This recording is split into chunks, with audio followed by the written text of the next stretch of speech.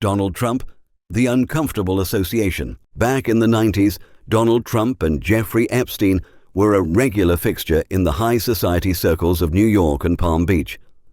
Trump even went on record calling Epstein a terrific guy, adding that Jeffrey enjoyed his life and younger women. While Trump tried to the connection after Epstein's 2019 arrest by claiming they had a falling out years ago, the photos and records of their encounters tell a different story. Unlike other figures who stuck to discreet meetings, Trump is all over the records of social events and shared access to properties where Epstein was a regular. Trump's defense has been straightforward. His team argues he never set foot on the island and that their interactions were strictly limited to the public sphere of high society parties. Bill Clinton, the permanent guest. The former president's name pops up more than anyone else's in the flight logs of the infamous Lolita Express.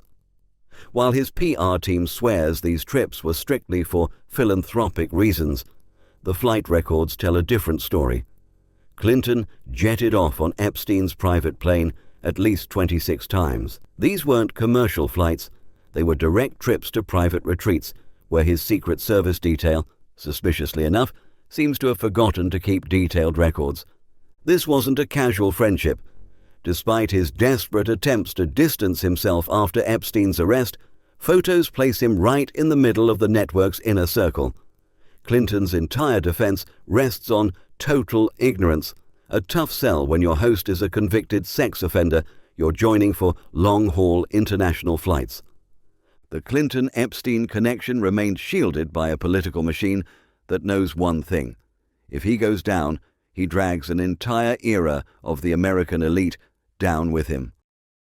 Bill Gates, the shadow behind the philanthropy. The Microsoft founder built his public image as the world's savior, but his 2021 divorce exposed a much darker reality.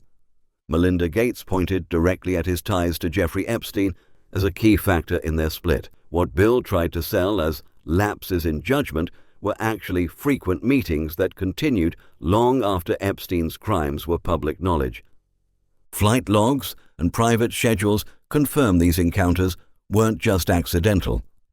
The tech mogul visited Epstein multiple times, ignoring his wife's warnings.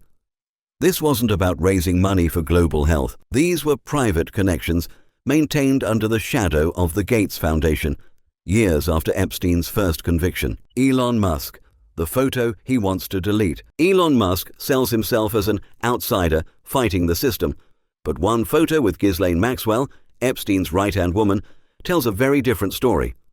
Musk claims she just photobombed him at a Vanity Fair party, but his constant, frantic efforts to bury or debunk that photo whenever it resurfaces suggest a much deeper level of discomfort. The connection doesn't stop at one picture. Leaked emails and records show the worlds of Musk and Epstein intersected more than once, with reports of the pair visiting SpaceX facilities. For a guy who preaches absolute transparency and constantly rips into the elites, these encounters are massive contradictions that his PR team is working overtime to erase. Prince Andrew's protection. The case of Queen Elizabeth's son isn't just another tabloid scandal. It's a masterclass in how the British Crown uses its weight to shield its own from justice.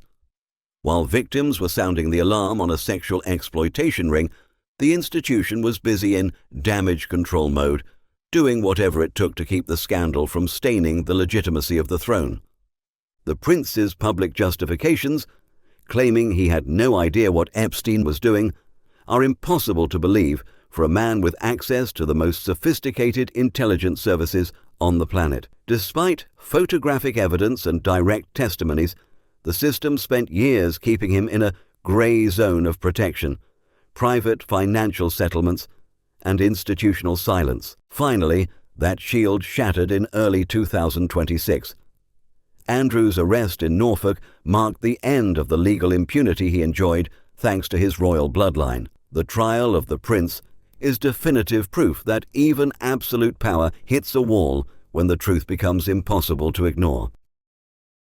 In the 90s and 2000s, kids' TV sets were the most dangerous places for a minor to be.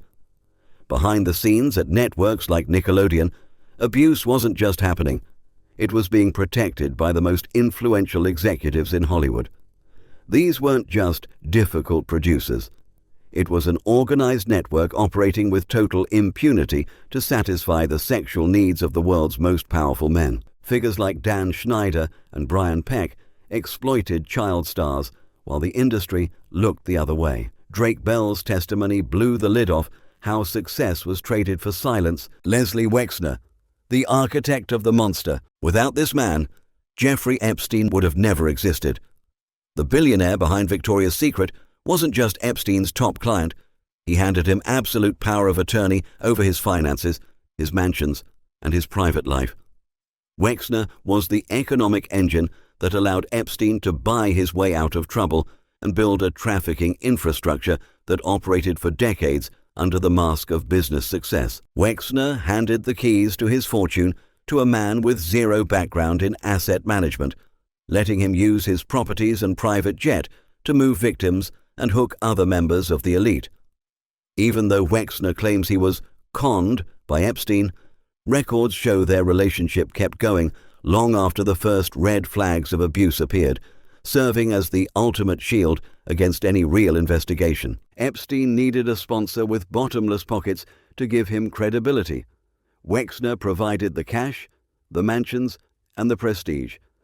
What else is there that we don't know about? Epstein's little St. James Island was rigged with hidden cameras designed to capture the atrocities of the most powerful men on Earth. Epstein was hoarding evidence.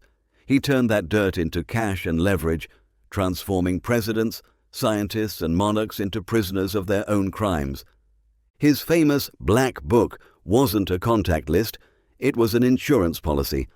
The secrets inside were so toxic that a single leak could collapse entire governments in an afternoon. It was a system where the innocence of victims was served up as a luxury service for the depraved but elite tastes of those in power. The weirdest part about Epstein wasn't how he lived, but how he died. A supposed suicide in a high-security cell where the cameras glitched and the guards fell asleep at the exact moment of his death.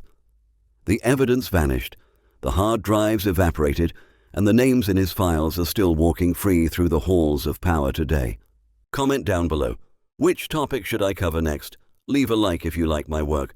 Subscribe to watch the best.